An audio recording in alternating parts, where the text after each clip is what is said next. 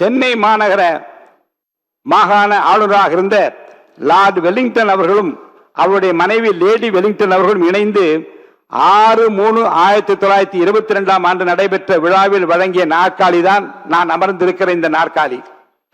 இந்த விழாவிலே பேசிய சென்னை மாகாண சட்டமன்ற பிரதிநிதியும் இந்திய சுதந்திர போராட்ட வீரரும் அரசியல் ராஜதந்திரியுமான திவான் பகதூர் எம் ராமச்சந்திர ராவ் பண்டுலு அவர்கள் ஹவுஸ் ஆஃப் காமன்ஸ் தலைவராக இருந்தவர்களெல்லாம் தாங்கள் பயன்படுத்திய நாற்காலியை தங்கள் பதவி காலத்தில் நிறைவாக எடுத்து செல்வது வழக்கம்.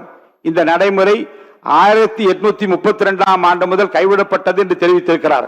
இந்த ஜனநாயக நடைமுறையின் மூலம் புனிதமான கிட்டத்தட்ட 200 ஆண்டுகள் பழமை வாய்ந்த ஒரு வரலாற்று சின்னமாக இந்த நாற்காலி விளங்குகிறது. இப்படிப்பட்ட நாற்காலி அமரக்கூடிய வாய்ப்பு நீங்கள் தந்திருப்பது என்னை பெருமையடைய வைக்கிறது. இந்த நாற்காலி அமரக்கூடிய வாய்ப்பு கிடைப்பது எல்லாம் இந்த அவையின் கண்ணியம் மற்றும் பெருமையை மிக உயர்ந்த அளவில் நிலைநிறுத்த வேண்டும் என்று லார்ட் வெலிங்டன் அவர்கள் குறிப்பிட்டதை நான் படித்து பார்த்தேன். மாண்புமிகு முதலமைச்சர் புரட்சி தளபதி அவர்கள் எனக்கு இந்த பொறுப்பினை வழங்கி இருக்கிறார்கள். என் கடன் பணி செய்து கிடப்பது என்பதற்கேற்ப கடமை, கண்ணியம், கட்டுப்பாடு என்ற பேரறிஞர் அண்ணா அவர்கள் பொன்மொழிக்கேற்ப இந்த அவையின் கண்ணியம் மற்றும் பெருமையை நிலைநிறுத்துவேன் என்பதை மெத்த பணிவன்போடு இந்த மாமன்றத்திற்கு நான் தெரிவித்துக் கொள்ள விரும்புகிறேன். மாண்புமிகு முதலமைச்சர் அவர்கள் நடுநிலைமை பற்றி இங்கு விரிவாக எடுத்து வைத்தார்கள். சான்றாண்மை மிக்க எதிர்க்கட்சி தலைவர்களும் அதனை இங்கே வலியுறுத்தினார்கள்.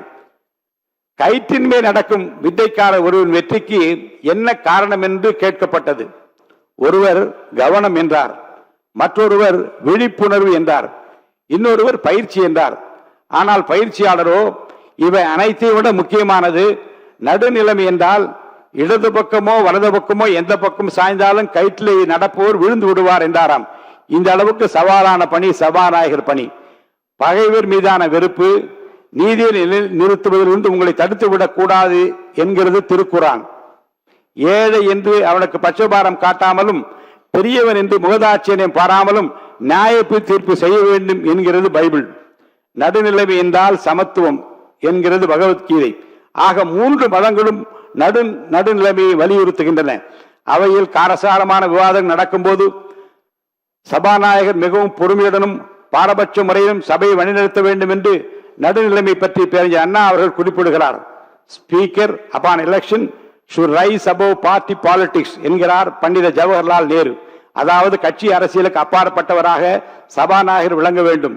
Speaker as a neutral firm and indispensable authority necessary for maintaining parliamentary discipline and upholding the democratic principles என்கிறார் சட்டமேதை அம்பேத்கர் அவர்கள்.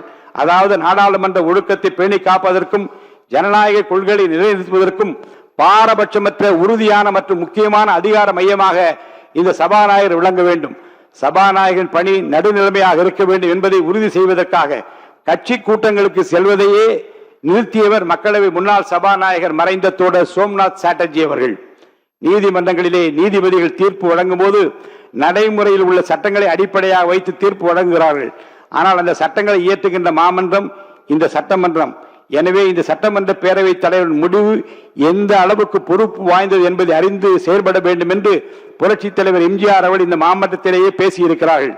நடுநிலைமை பற்றி பேரறிஞர் பண்டித ஜவஹர்லால் நேரு, டாக்டர் அம்பேத்கர், புரட்சி தலைவர் எம்ஜிஆர், தோழர் சோம்நாத் சாட்டர்ஜி உள்ளிட்டவர்களின் கருத்துக்களை மனதிலே நிறுத்தி மாண்புமிகு முதலமைச்சர் மற்றும் மாண்புமிகு சட்டமன்ற கட்சி தலைவர்கள் இங்கே பேசிய கருத்தை மனதிலே கொண்டு தமிழ்நாடு சட்டமன்ற பேரவை விதிகள் மற்றும் மரபுகளுக்கு ஏற்ப நடுவு நிலைமையோடு செயல்பட்டு இந்த அவையின் கண்ணியத்தை காப்பேன் என்று உறுதியினை நான் இங்கே அளிக்க கடமைப்பட்டிருக்கிறேன்.